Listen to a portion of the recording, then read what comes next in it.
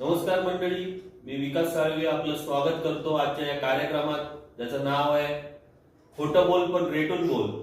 आणि आज आपल्याला लाभलेल्या आपल्या आजच्या कार्यक्रमासाठी बाबा मला रिमोटची गाडी घेऊन द्या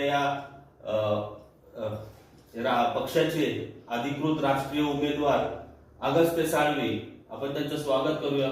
नमस्कार सर, आपण आज इथे आलात आमच्या कार्यक्रमात.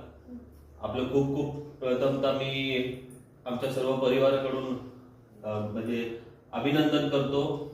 तर मी सर आता आपलं जिल्हा परिषदेच्या आणि पंचायत समितीचे जे इलेक्शन लागलेले आहेत, त्या इलेक्शनचे जे बिगुल वाजलेले आहे ते येत्या 7 तारखेला इलेक्शन आहे.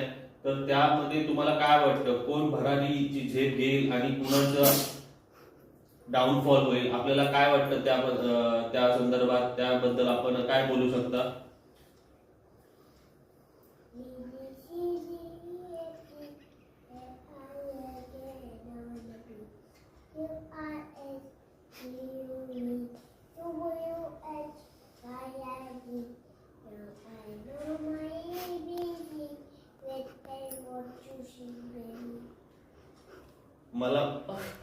मला वाटते सरांना आजचा कार्यक्रमच कळाला नाही.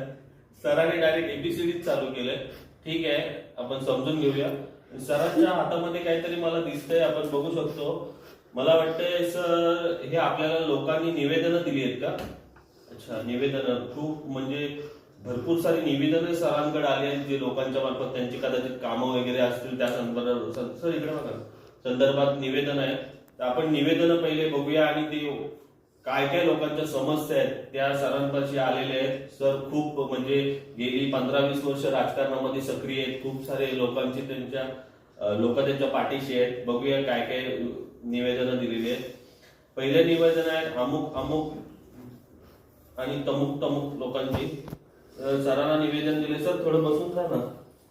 सरांना निवेदन दिलेले आहे की सर ठिकठिकाणी चॉकलेटची दुकानं बांधणे जेणेकरून लोकांची ओढाताण होणार नाही, असं पहिलं निवेदन आलेलं आहे.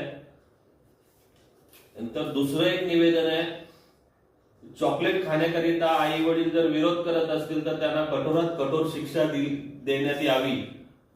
सर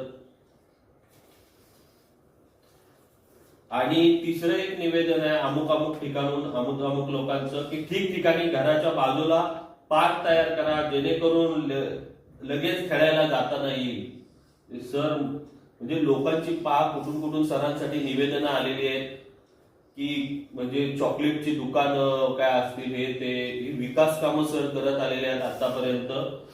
तर आपण पाहू शकता की सरांच्या पाठीशी किती लोकांचा म्हणजे पाठिंबा आहे आणि सर गेली एवढी वर्ष सक्रिय आहेत या राजकारणामध्ये. तर सरांना ही निवेदन आले. तर आपण आजचा कार्यक्रम आज इथेच थांबला असं मी जाहीर करतो.